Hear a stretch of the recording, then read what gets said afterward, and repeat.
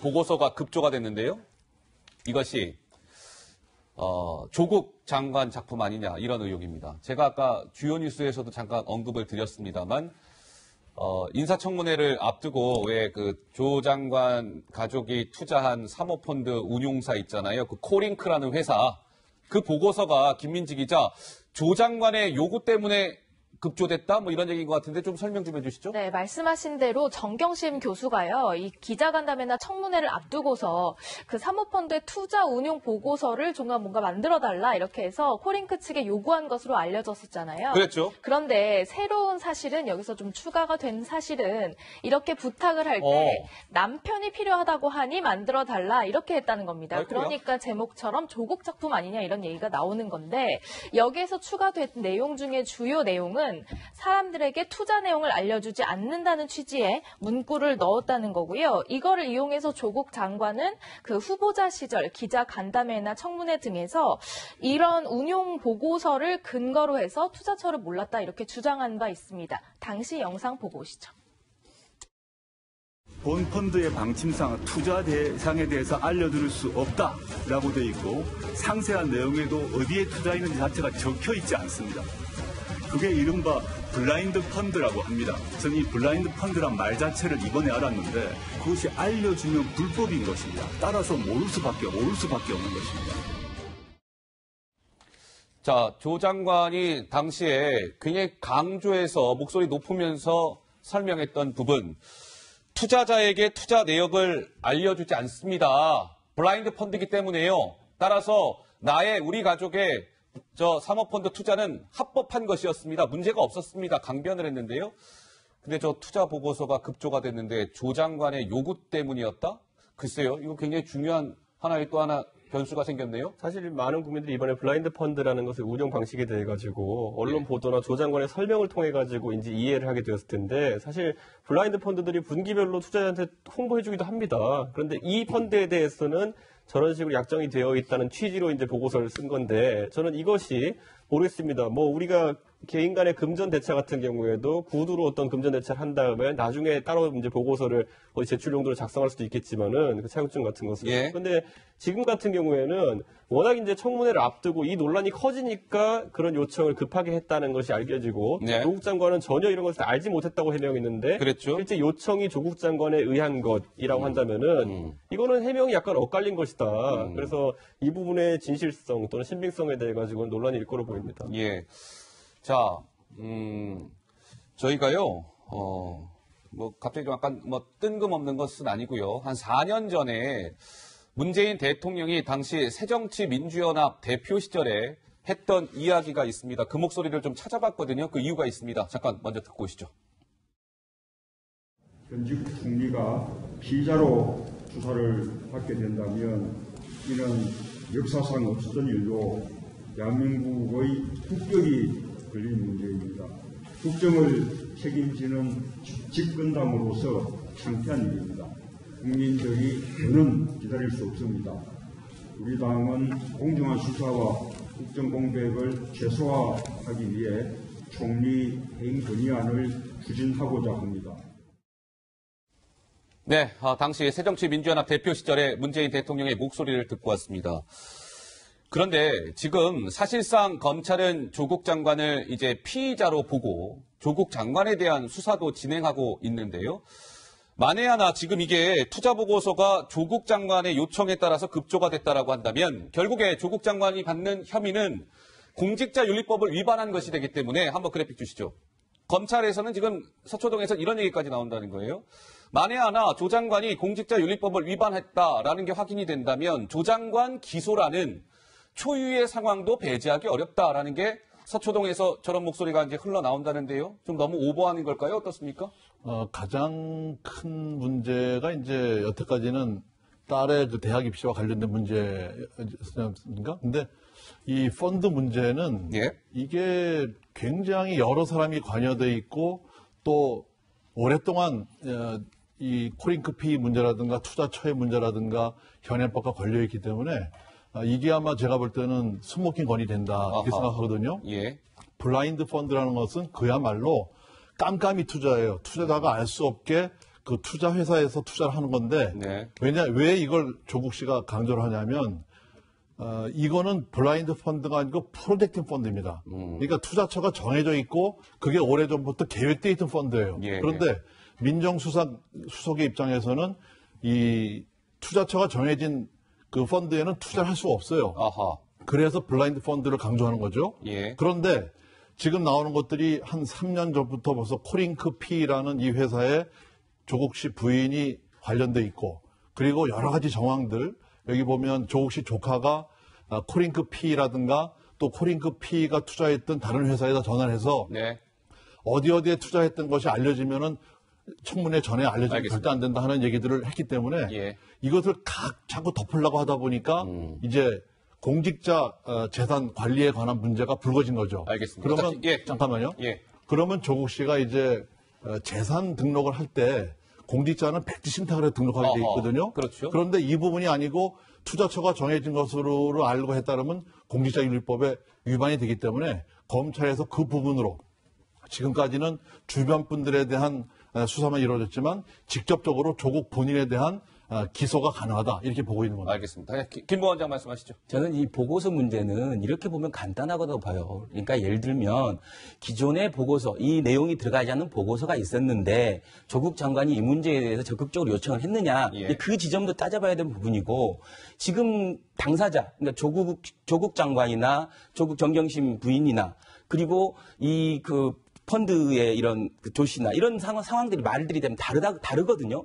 그럼 이 부분들을 확인하고 해야지 이걸 기정사실로 이야기하는 건 옳지 않다. 그리고 최소한 만약에 조국 장관이 요청을 했다라고 하더라도 예를 들면 이 펀드가 애초에 이런 블라인드 펀드로서 우리 간에 약정이 있기 때문에 그걸 한번 확인해 주십시오라고 하는 건 충분히 저는 할 수 있다고 봐요. 왜냐하면 상호 간에 우리가 그렇게 우리 계획을 했는데 그 투자 보고서에 이런 부분들이 명시되어 있어야 된다라고 확인해 주는 건 의미가 있죠. 그런데 그 사항에 대해서도 이런 형태의 펀드가 존재할 수 있느냐. 예전에 처음에 이 펀드 약정 금액이 70억이라 했을 때도 보면은 납입 의무가 없는 그런 펀드라고 처음에 소개했었는데 나중에 예. 알고 봤더니만은 상당 부담을 져야 되는 구조였어요. 그랬던 네. 것처럼 이제 금융상품 전문가들 같은 경우에는 아무리 사모펀드에서 약정에 의해 가지고 블라인드 형태를 운영한다 하더라도 예. 투자 이후에 보고서에까지 어디에 투자했는지 밝히지 않게 되는 상품 같은 경우에는 말 그대로 이런 겁니다. 그 상품 뭐냐면요. 돈 줘, 튀겨줄게. 허허. 돈 넣어. 이겁니다. 거기에 돈을 넣는 그런 민정수석이 있다고 하면은 전 되게 불안합니다, 대한민국. 그런데 저는 이채고 의원님 말이 맞다라고 한다면 저는 만약에 애초부터 이 펀드에 대한 오해를 가지고 넣기 때문에 그 자체가 문제가 되는 거예요.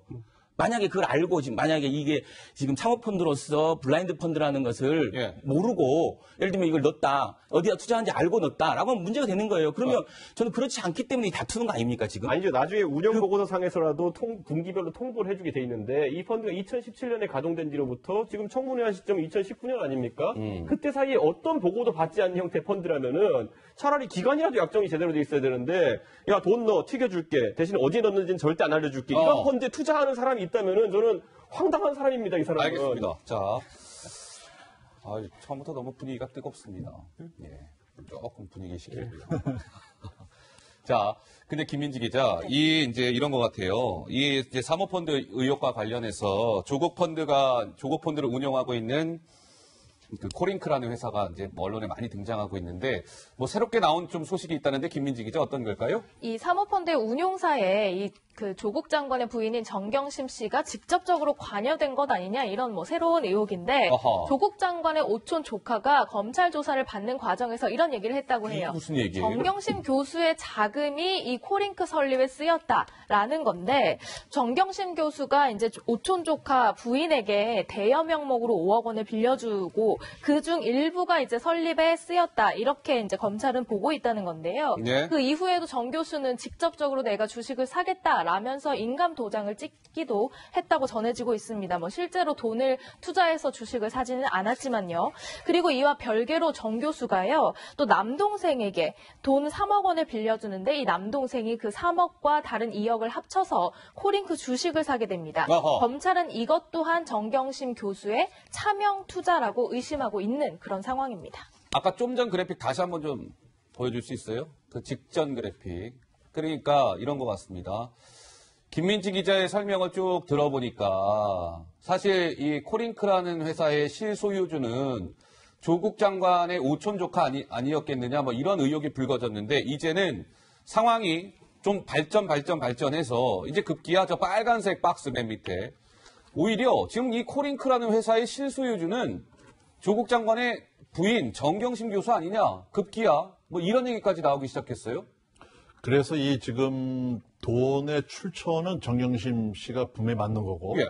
그다음에 그 돈들이 코링크에 흘러갔다가 다른 이제 코링크에서 투자하는 다른 회사로 또 흘러갑니다.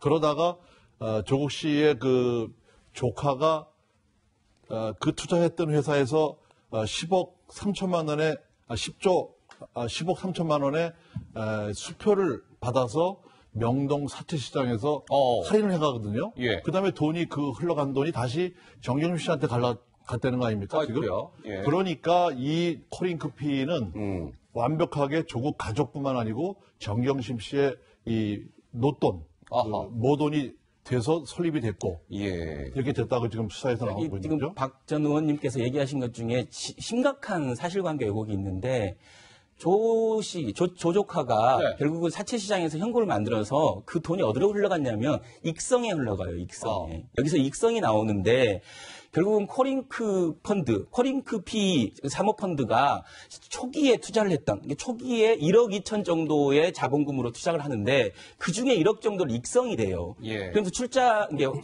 증자하는 과정에서 이게 키워지는 과정에서 조 조카가 돈을 빌려서 넣었을 수는 있어도 예. 본질적으로 지금 코링크 링크의 대표나 이 뒤에서 문제를 하는 것은 결국 익성이 큰 자금주가 되는 거고 예. 그 익성의 심부름꾼처럼 조범동이라는 조 장관의 조카가 나오는 거예요. 아하. 그래서 그 부분을 정확하게 말씀해 주시면 좋겠습니다. 아니 그래가지고 예. 이렇게 돌아가지고 그럼 익성이 모든 것을 했다는 것이 최근에 이제 그 여권 패널들이 말씀하시는 건데 그래서 익성이 주범이면 도대체 녹취록에 나온 것처럼 조 장관은 왜 다칩니까?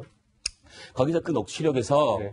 조 작가가 그렇게 얘기하지 않습니까? 익성을 공개하면 안 된다. 익성은 절대 이야기하면 안 된다. 익성으로 돈이 들어간다고 얘기하면 안 된다. 그런 식의 나오지 않습니까? 녹취록에. 익성 회장이 잡혀가면 되지 왜 조 장관이 다칩니까? 그러면? 그러니까 그렇게 익성을 보호하는 이유가 뭐냐라는 거죠. 그러면 지금처럼 검찰의 적극적인 수사 의지가 있다라고 하면 익성을 지금 압수수색해야 돼요. 그러니까요. 그래서 익성을 압수수색해서 그 과정들을 정확하게 보여줘야죠. 제가 이해 안 가는 게 익성 회장님을 위해서 익성이 드러나면 안 된다. 그럼 익성이 주범인데 익성이 드러나면 조 장관이 죽는다는 무슨 말이에요?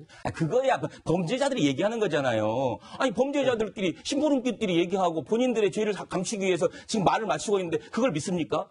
그 얘기를 그대로 믿어야 됩니다. 오천 조카 말 신빙성이 없다? 아니 그 녹취록은 신빙성이 없죠. 왜냐면 그 사람은 심부름꾼이었고 사기꾼이었다니까요. 자, 알겠습니다. 여기까지 하고요. 자, 조국 법무부 장관은 이제 그동안 이런 사모펀드 의혹과 관련해서요. 근데 지금 아까 계속 정경심 이제 조 장관의 부인 정경심 교수가 사실상의 코링크의 이제 실소유주가 아니냐 뭐 이런 얘기까지 급기야 나왔다고 했는데요.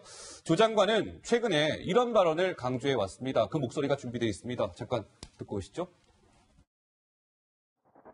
저는 코링크라는 이름 자체를 이번에 알게 되었고요. 사모펀드라는 것이 잘 뭔지도 모르는 사람입니다. 동시에 제 처도 전문 투자자가 아닙니다. 투자를 한 제 처의 경우도 이게 코링크에 들어가니만이 어디 투자로 가니 자체를 들은 바가 없는 것으로 제가 알고 있습니다. 따라서 관여도 하지 않았습니다.